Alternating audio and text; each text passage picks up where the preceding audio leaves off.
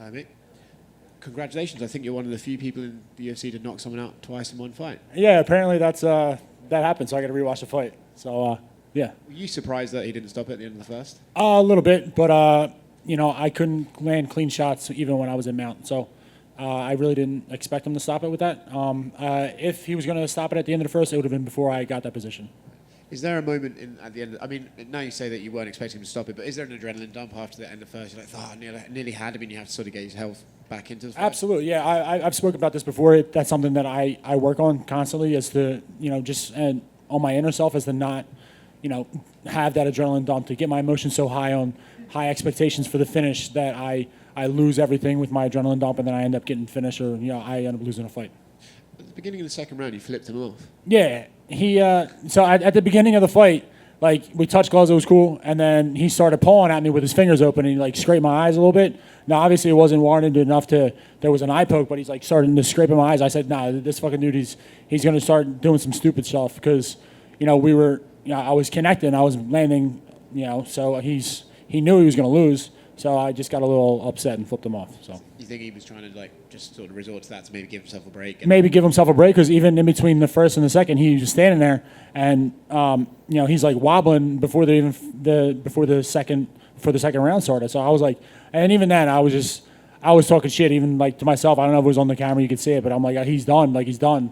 So yeah, that's something I have to keep my emotions in check, especially with fighting in front of crowds now. You had Paul Felder wanting to jump in there and fight on your behalf at some point. Really? So on the commentary, I'll have to play it back. So I'm retired, but I'm not done from street fighting. There you go. Well, thank you, Paul. I appreciate that for the back on that.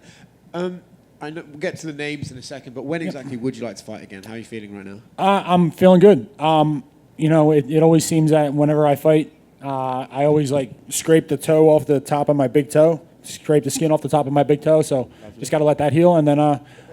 Besides that, it's just getting my brother ready for his fight next week, and we'll see how I feel tomorrow morning when I wake up. What kind of aches and bruises I have, but as long as I'm fully healthy, I'm ready to go. Is it worse fighting yourself or watching your brother fight? Absolutely, watching my brother fight. I hate that. I absolutely hate it. But this is a career path that we both do. It's something that we're obviously backing each other on, and once he makes that walk, I'll be right there beside him making the walk. Recently, you've been fighting a couple of the older guys. I was wondering, is that something you want to continue on, or maybe another younger guy like Tom Aspinall? Both of you are on the rise up. Yeah. So I don't care who I fight. I fully expect the UFC and their marketing geniuses to keep me and Tom away from each other for a little bit, because of we're both rising contenders. We both have title shot implications in all of our fights, and we have those goals. So I fully expect to fight Tom. I expect to fight Tom at a later time as opposed to a sooner date.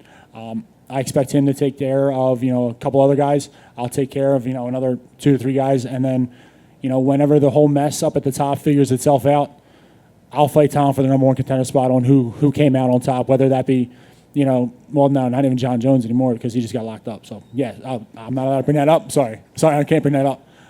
But no, so whether it's Francis or Gan or Stipe, doesn't matter to me. I actually think he's out of jail now. Oh, well, all right. Sorry, John. But this might be big words, but do you see you and Tom as the future of this division? Absolutely. Yeah, it's Cyril, myself, and Tom. In no particular order. I think we're just the new blood. I think that Tom is a super athletic guy. He's a part of the new breed of heavyweights, as am I, and so is Cyril. So, they keep matching us up with kind of the old guard, and we're just picking them off. And if that's what the UFC has plans for, we'll do that. I don't see Tom turning down any kind of fights, and I'm not the one to turn down a fight. So if the UFC wants us to clear out the division that way, we'll clear out the division, and I'll fight him for the number 1 contender spot. Congratulations on the win. Thank you. Right. Why do you always scrape the top of your toe in every fight? I don't know. It's because I'm defending sprawls. The canvas is like sandpaper out there. I guess it's I get my foot to the ground properly, and then it just never heals, because then I'm usually right back to training. And then I'll have a Band-Aid and some tape on it, or I'll wear a wrestling shoe, but it just never seems to heal. And speaking of the fight specifically, that left hook that dropped him, that kind of snapping hook, is that a technique you knew you could take advantage of in this fight specifically, or do you just see it in the moment and capitalize on it? No, yeah, this is definitely something that we planned on. My coach, Will Martinez, was calling for it. So he was saying, touch the body, come back up with the left hook. he's very good at throwing his left hooks, especially throwing his left hook to the body or coming back up top. But I'm just, as you can see, I'm just a little bit better at it. And speaking of the names that you called out, Yep. when Tom won his last fight, he called out, I think it was Blagoy, because he wants to slowly make his way up. Yeah. You just called out Stipe right away, which Yeah. probably he's like, I think, what, 1 or 2 in the division. So do you want that just catapult up the rankings, or do you want that slow climb? Doesn't matter to me. I really don't care. I mean, to me, when I'm fighting someone in there, it doesn't. There's no name. There's no face to that. It's just a body. They can give me the number 15 guy. It doesn't matter. The end result is going to be the same. Not to sound cocky or whatever, but I'm just confident in my ability and confident in my team that I have in my corner every single time I make that walk. That no one is going to be able to compete with us, and no one's going to be able to compete me when I stand in there. And I think we all understand why you would want to fight Stipe, like Yeah. former champion. There's Absolutely. a storyline between the policeman Yeah. and the firefighter. But why the other names you called out specifically? Just because they're the only ones that I know of off topic who have actually fights. So, like, the other people I know is, so you got Rosenstrike Blades, you got Volkov and Tabor.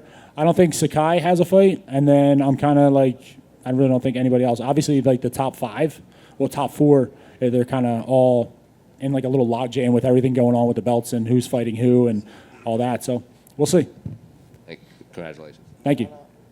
Chris, quick one. Yep. Obviously, you know, just policemen, firemen, obviously a great service to Absolutely. the public. But I do know there is a bit of friendly rivalry. Can you just Yeah. talk about how you would imagine the two communities, how they would handle you versus Stipe? That would absolutely sell out a T-Mobile arena. That would absolutely sell out a Lincoln Financial Field. It would sell out pretty much any arena that's open. Just announce firefighters versus cops, and you're guaranteed to sell that out. I'll have half the Philadelphia Police Department coming, and I'm sure he'll have half of the Cleveland, Fire Department coming. So if the UFC wants to make a boatload of money, they should probably do that. Can you talk a little bit, I mean, are there community, police versus firemen, basketball, football, Yep. you guys get into? Absolutely, yeah. So in Philadelphia, they have a boxing match, like a boxing event every year. Firefighters versus cops. It's not just Philadelphia cops. It'll be state troopers or anyone around. Generally, the firefighters do well strictly because they don't do anything besides sit around and eat and work out compared to the cops. But yeah, so yeah, Stipe, whenever you want to fight, just let me know.